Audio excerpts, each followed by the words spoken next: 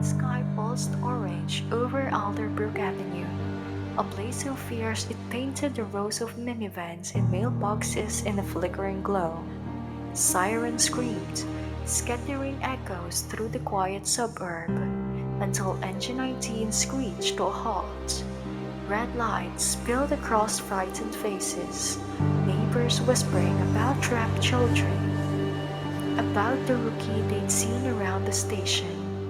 Landon Pierce stepped off the rig, grinning. Not wild, not reckless, just electric. 22, fresh from the academy, his helmet still polished, his turnout gear smelling more of starch than suits. He wanted this, needed it, his first real structure fire, his chance to prove every late night drill and every doubter wrong. Stay on, Pierce, Captain Grant barked, but Landon Pauls drowned out the words. The roar of the flames was a drumbeat, pulling him forward. He ran, boots pounding across the lawn, cape of turnout fabric snapping at his heels. Neighbors gasped as he slammed into the door. Smoke gushed out, swallowing him in gray. Inside, heat wrapped him like a fist, singing air from his lungs. Behind him, Mercer shouted, "Protocol, safety, wait." But Landon's grin only widened. Then it came, a hiss, soft, sharp, cutting through the inferno. Gas line. Landon turned his head too late. The world detonated. A thunderclap of fire hurled him through the doorway. Helmet shattering against concrete, vision scattering into stars. Hands dragged him back, voices shouting his name. But all Landon could hear was the truth pounding in his skull. He hadn't proven himself. He'd nearly destroyed them all. And this was only his first fire. One mistake can define you or transform you. Have you ever had a moment when failure became your biggest teacher? Share it in the comments. And don't forget to subscribe. Dawn slid over Station 18 like a slow tide, gliding still in glass and sleepy gold. The bay doors yawned open, letting in the smell of dew, asphalt, and last night's smoke that clung to the rafters like a ghost no amount of scrubbing could erase. The firehouse breathed with its own rhythm, coffee dripping in the kitchen, radios murmuring weather reports, boots thumping against polished concrete. 12 firefighters called this place home. They had eaten together, sweated together, and carried each other through nights when courage felt thin. The bonds here were forged in heat and sharpened by silence. And then there was Landon Pierce. At 22, he moved through the station as if it were built for him. Swagger in every step, a grin that hovered between charm and arrogance, where veterans meticulously checked hoses and gear with eyes that caught every fray. Landon curled a Halligan bar in his hands, muscles flexing like he was in a gym commercial. "Hey, rookie," Mercer called, his voice roughened by 20 years of smoke. He leaned against the rig, gray mustache twitching. "That's for breaking doors, not breaking records." Landon flashed him a dazzling smile. Multi-purpose tool, right? Adapt and overcome. A few of the crew chuckled, though it wasn't kind laughter. They'd seen the type before, brave on the outside, brittle where it counted. Some grew out of it, some didn't. From his office window, Captain Grant watched, coffee cooling in his palm.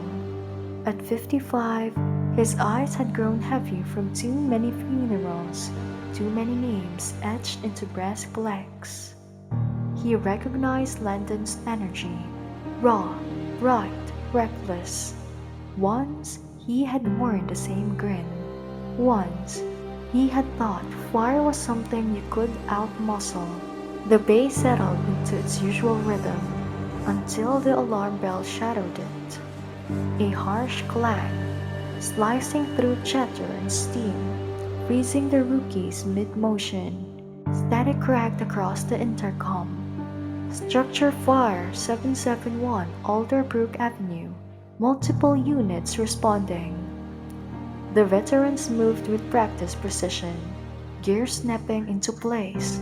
Landon, heart pounding, nearly dropped the Halligan bar in his rush. My first big one, he shouted, pulling on his turnout pants like a man late to a party.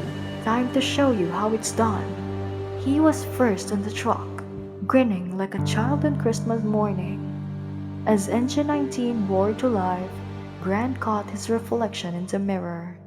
That grin burned bright, too bright, the kind of light that never lasted. The fire was out, but it hadn't left him. 3 days later, Landon Pierce could still hear it, every crack of timber, every tortured hiss of flame, every second that led up to the blast that had nearly killed him and his crew. The memory replayed in his head like a cruel loop, sharp and merciless. He would shut his eyes to escape, and instead, the darkness would bloom into smoke. He sat alone in the apparatus bay, a rag dangling from his hand. NG-19's chrome bumper staring at him like a mirror he couldn't avoid. He was supposed to be polishing it, but instead, he studied his reflection. Same jawline, same dark eyes, but different. The cocky grin was gone. In its place was a hollow uncertainty that made him look like a stranger. The clang of footsteps echoed behind him. "You gonna buff that thing until it disappears?" Landon startled. Mercer stood there, 2 cups of coffee in his hand. The veteran's face was as unreadable as ever, though the usual bite in his tone was softened. He set 1 cup down beside Landon and lowered himself onto an upturned bucket with a grunt. Landon muttered, "Just thinking." "Thinking's dangerous for rookies," Mercer replied. "Dangerous because it turns into overthinking. And overthinking, that'll freeze you up. And when you freeze up, people get hurt." Landon stared into the steaming coffee, but it didn't lift it. His voice came out low, raw. "I already hurt people. Almost killed you. All because I wanted to be the hero." The words hung between them like a thick smoke. Mercer didn't answer right away. He sipped his coffee, letting the silence stretch, letting Landon feel the weight of his own confession. Finally, the old firefighter set the cup down and leaned forward. "You know what I was thinking during my first fire?" Landon looked up, confused. "I was thinking about Lucille Rowan," Mercer said. A faint smile ghosted across his weathered face. "The girl I had a crush on all through high school. Took me 4 years to build up the guts to talk to her. You know what gave me the courage?" Landon blinked, joining the deportment. "I figured, if I can run into burning buildings, I can ask a girl out." He chuckled, though it was brittle, carrying no joy. First call was a 2-story house in Copperleaf Terrace. Family of 5 trapped upstairs. I went charging up those stairs like I was a superhero. Didn't wait for backup, didn't follow protocol. Just me and my ego against the fire. Landon leaned in despite himself. I found them in the back bedroom. Smoke so thick I couldn't see my own gloves. Kids crying, parents screaming. I started leading them out, chest puffed out like some kind of action hero. Mercer's eye darkened, his voice slowed. Then the floor gave way. He rolled up his sleeve. The scars twisted across his arms like river of lightning, pale and raised against his skin. I fell 12 feet, straight through the living room ceiling, crashed down on a coffee table. Wood splintered into me like knives, broke ribs, burned my legs, and I couldn't move. He swallowed hard. You know what hurt worse than the injuries? Watching Eddie Vasquez climb down through that hole to get me. Watching him haul my sorry body up while the fire tore that house apart. Landon's chest tightened. He knew Eddie's name. Everyone did. It was on the brass plaque in the hallway. Sacrifice in the line of duty. But he'd never known the story. Mercer's voice dropped, low as a whisper. Eddie didn't make it. Smoke inhalation got him while he was carrying me. He died because I thought being brave meant going alone. The bay was silent but for the hum of lights overhead. Landon couldn't bring himself to breathe. The weight of it pressed down on him, heavy as concrete. I killed him, Mercer said flatly. Not the fire, not bad luck, my arrogance, my need to play hero. Landon gripped the rag in his hands until knuckles whitened. How, how do you live with that? His voice cracked like old wood. Mercer pushed himself to his feet, his joints popping like creaking hinges. You don't live with it, you live because of it. Every day, every call, you remember that the other people are counting on you to be smart instead of reckless, disciplined instead of dramatic. He started towards the bay doors, his footsteps echoing. At the threshold, he stopped and looked back. His eyes were sharp, but there was something else there too, something like mercy. Listen, rookie, don't quit. This job doesn't need heroes, it needs firefighters. It takes getting burned to learn the difference.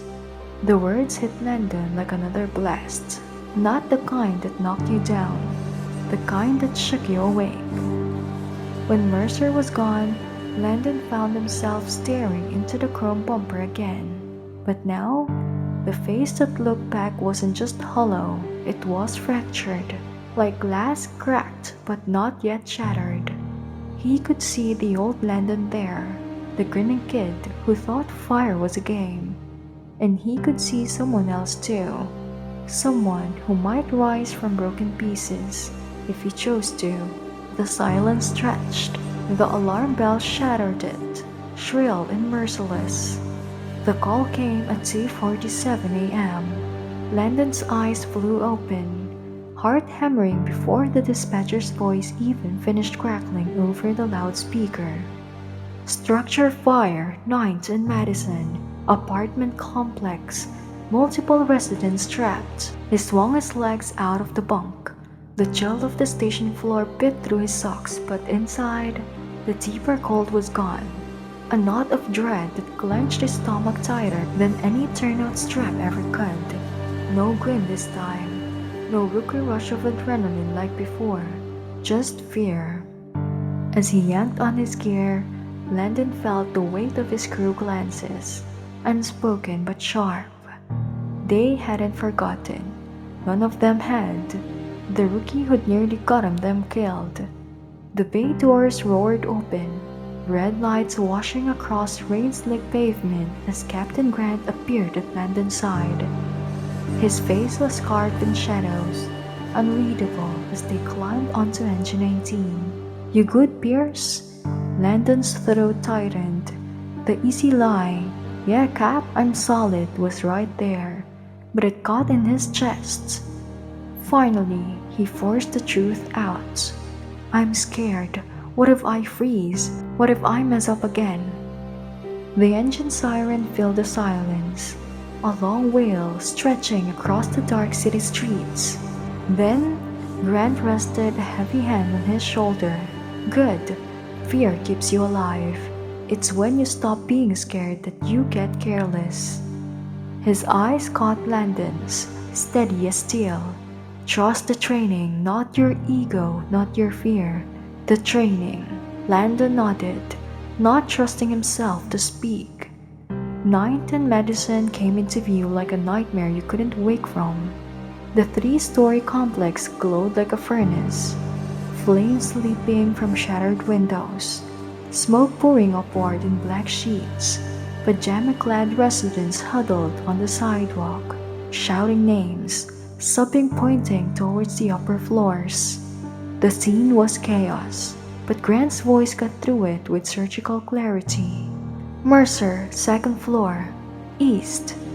Johnson Williams, first floor sweep. Pierce. The captain paused. His gaze weighed on him. With me, we're going to the third floor. The third floor. The worst of it. The place where someone swore they'd still hear children crying. Landon swallowed hard, adjusting his mask. His legs trembled, but he fell in step behind the captain. Not racing ahead this time, trust the training. The stairwell swallowed them whole, heat pressing down like a physical weight. Superheated air blasted upward, smoke curling and twisting like living shadows. Even through his mask, Landon's lungs burned. Every step creaked, threatening to give way. He kept his eyes on the captain's boots, copying his movements, low, deliberate, steady. Then, with a sharp crack, a beam snapped overhead. The charred timber crashed down, slamming into the stairs inches from Landon's helmet. Sparks exploded outward. His body jolted. Every instinct screamed run, but Grant stepped over the obstacle without flinching. Landon forced himself to do the same. Not ego, not fear, training.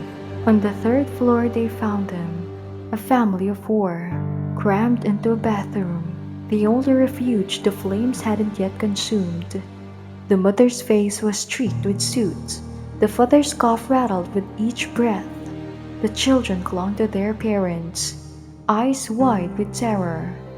Grant crouched low, his voice calm and commanding. "We're here, we'll get you out, but we need to move now." And then Landon heard it, a faint hiss, low, menacing, coiling through the walls. His body went rigid. The sound dragged him straight back to his first fire. The explosion, the floor collapsing, Mercer nearly dying.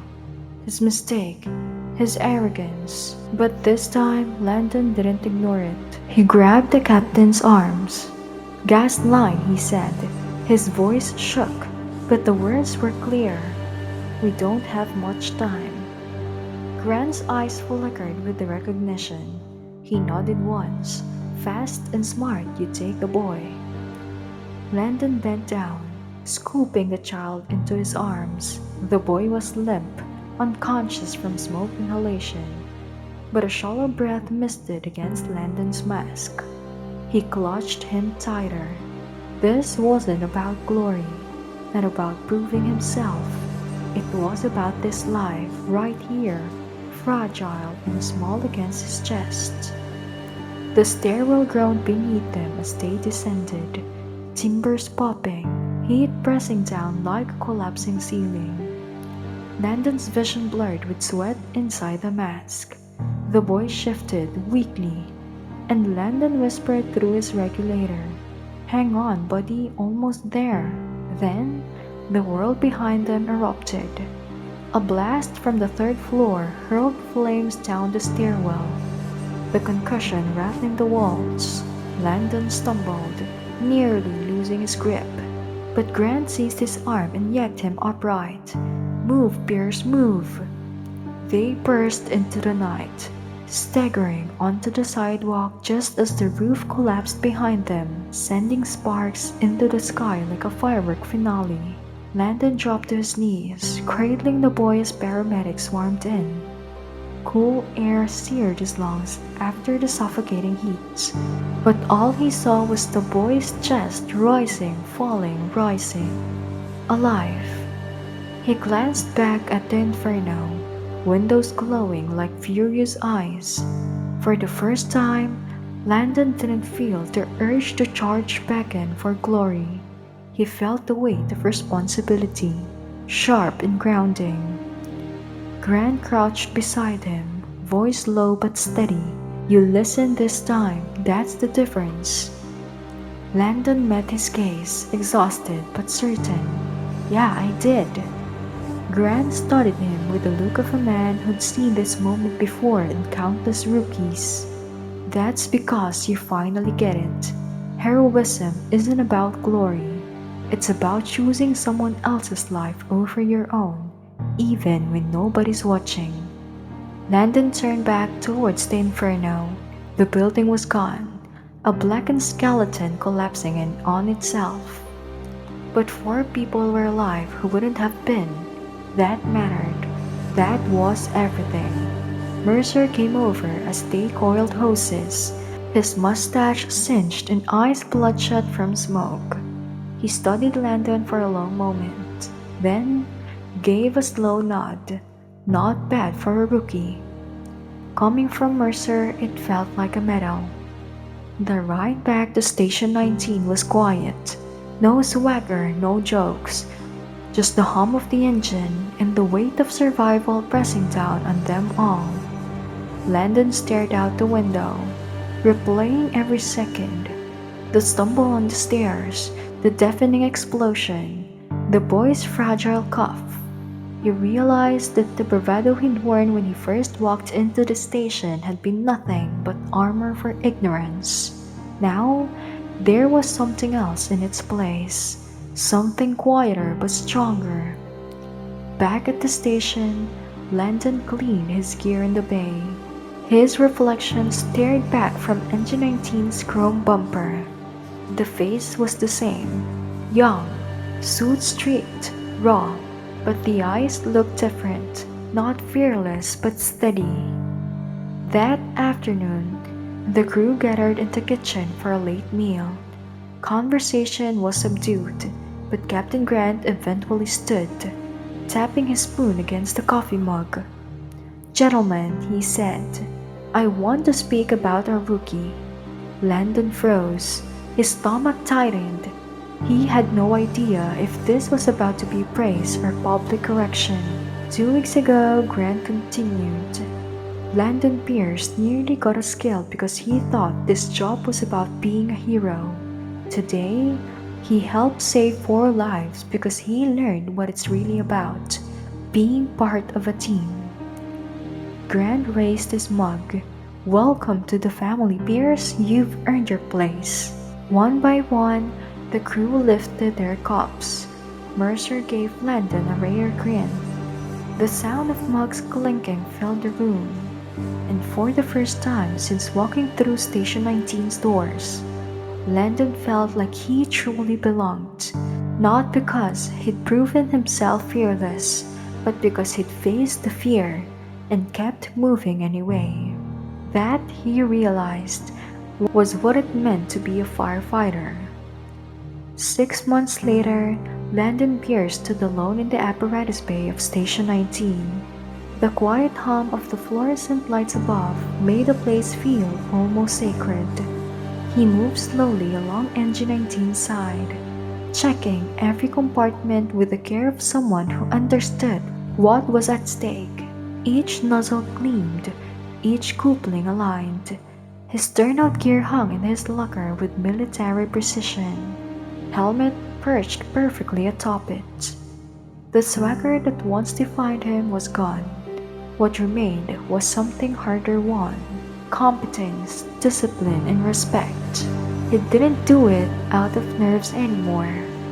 He did it because he knew when the alarm sounded, the margin of error was razor thin. And when people screamed for help, they'd be depending on his preparation, not his pride. "You're early again," Captain Grant said, stepping out of his office with a steaming mug of coffee. His voice carried that half-teasing warmth of a man who'd been young once and remembered it well. "Can't be too prepared," Landon answered without looking up, nudging a Halligan bar a fraction of an inch even though it was already aligned. Over the months, this had become his rhythm. Arrive before the others, stay after, double-check everything, not out of fear but out of respect. The bay doors clattered open, and Mercer's old pickup rolled inside. The veteran climbed out slowly, back still stiff from an injury weeks earlier. Though sidelined on light duty, he came in daily, unable to stay away from the family that had become his anchor. "Morning, rookie," Mercer called, his voice softer now. The nickname no longer cut. It had mellowed into something almost affectionate, like a father teasing a son. Landon grinned faintly. "Morning, old man." One by one, the crew filtered in. Johnson with his industrial strength coffee. Williams with his crossword folded under one arm.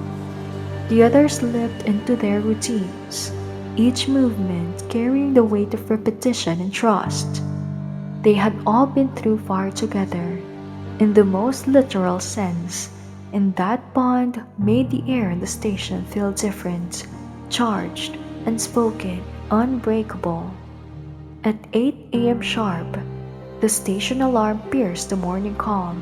"Structure fire 1847 Pine Street," the dispatcher's voice announced. "Single family residence, possible occupant trapped." Landon's pulse quickened, but this time, the adrenaline didn't send him surging recklessly forward. It centered him. He moved to his place on engine 19 with calm efficiency, running through checklists in his mind. The chaos of his first call was gone, replaced by muscle memory and steady breath. As they rolled into traffic, sirens cutting the morning stillness, Landon caught Captain Grant's eyes on the side mirror. The captain gave a slight nod. It wasn't much, but it was everything. A signal of trust, of recognition, of fate earned. Pine Street came into view with smoke already pushing from windows, flames licking hungrily at the eaves. Landon studied the shifting plume, watching how it sucked inward before exhaling black clouds. "Captain," he called, "smoke pattern. She's pulling back into the structure. We could be looking at a backdraft." Grant's gaze swept the house. Then he gave a sharp nod. "Good catch, Pierce. We'll take the west side entry. Avoid the sheer." It was a detail easily missed, the kind that once would have flown right past Landon. But now he saw it, because he had learned to slow down, to read the fire instead of trying to outmuscle it. Inside, they found an elderly woman collapsed in the back bedroom, weak but alive. The extraction wasn't dramatic or reckless.